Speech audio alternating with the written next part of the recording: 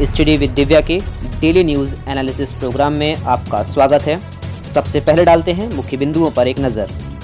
कृषि के बुनियादी ढांचे को रफ्तार देने के लिए 1 लाख करोड़ के वित्त पोषण का ऐलान। किसानों की आय को दुगना करना है लक्ष्य। 13,343 करोड़ के परिव्यय के साथ राष्ट्रीय पशु रोग नियंत्रण कार्यक्रम की शुरुआत। 100% टीकाकरण का उद्देश्य। हर्बल खेती के लिए 4,000 करोड़ का प्रावधान। किसानों को 5,000 करोड़ की आय का अनुमान। ऑपरेशन ग्रीन का विस्तार। टॉप से टोटल पर चल रही है चर्चा। किसानों के खाते में डीबीटी के माध्यम से 18,700 करोड़। केसीसी के जरिए 2 लाख करोड़ का प्रोत्साहन की घोषणा।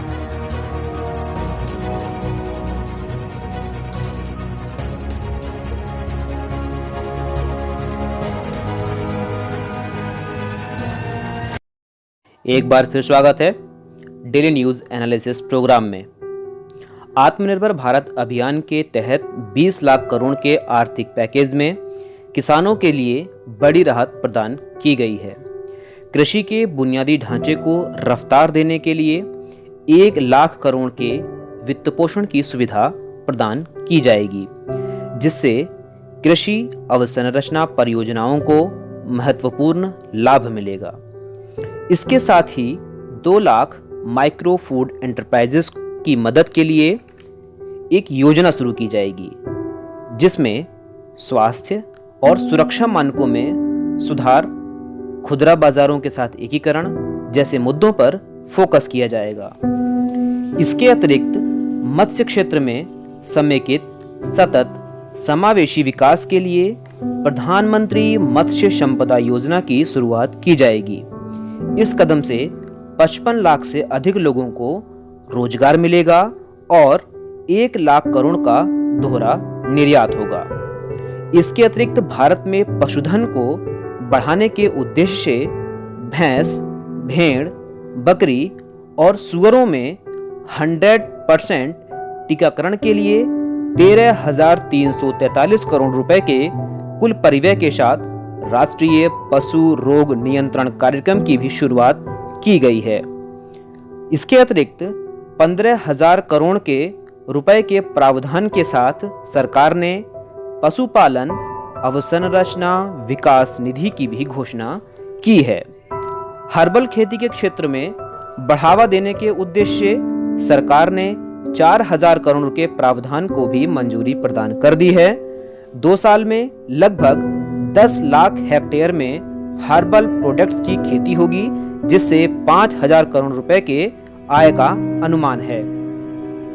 इसके अतिरिक्त सरकार ने मधुमक्खी पालनकर्ताओं को लाभान्वित करने के लिए 2 लाख मधुमक्खी पालनकर्ताओं को तथा महिलाओं की क्षमता में सुधार करने के उद्देश्य से मधुमक्खी पालन के लिए 500 करोड़ की स्कीम लाई है, जिससे इस क्षेत्र में आधारभूत अवसंरचना का सुधार हो सकेगा और मजबूत अवसंरचना का निर्माण होगा। इसके अतिरिक्त सरकार ने ऑपरेशन ग्रीन का विस्तार करने के साथ साथ सभी क्षेत्रों में ऑपरेशन ग्रीन की तर्ज पर सब्जियों की आयात के साथ साथ उनके निर्यात को भी प्रोत्साहन पैकेज प्रदान किया है, जिसमें सरकार ने ऑपरेशन ग्रीन में टॉप से टोटल पर चर्चा की है, जिसका उद्देश्य टमाटर, प्याज और आलू के अलावा बाकी सभी फल और सब्जियों के लिए भी इसका उपयोग किया जा सकेगा। किसानों को बेहतर मूल्य मिल सके, इसके लिए सरकार आवश्यक वस्तु अधिनियम में संशोधन करेगी। इसके साथ ही अनाज, खाद्य तेल, तिलहन, दालें, प्याज और आलू सहित कृषि खाद्य सामग्री को भी डीरेगुलेट किया जाएगा।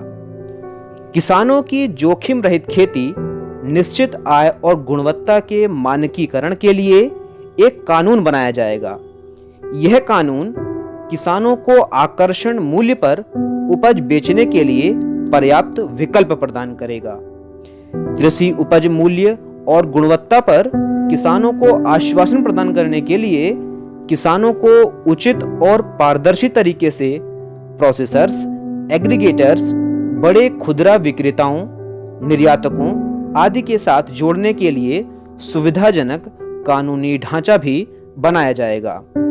इसके अतिरिक्त सरकार ने 2 करोड़ किसानों को ब्याज में सब्सिडी प्रदान करके 5,000 करोड़ के लाभ प्रदान करने की भी अनुशंसा की है, जिसका उद्देश्य किसानों की आय को दुगना करना तथा इस महामारी से निपटने के लिए एक आवश्यक खाद्य सुरक्षा ढांचा तैयार किया जाना है, जिसके माध्यम से मजदूर, श्रमिक, आमजन सभी को कृषि उत्पादों की आवश्यक मात्रा में उपलब्धता सुनिश्चित हो सके और उनके जीवन स्तर को बेहतर बनाया जा सके।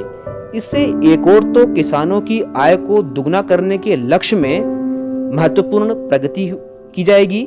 इसके साथ ही आम जनता को भी पर्याप्त मात्रा में सुरक्षित और संपोषित भोजन पर्याप्त समय में उपलब्ध कराया जा सकेगा।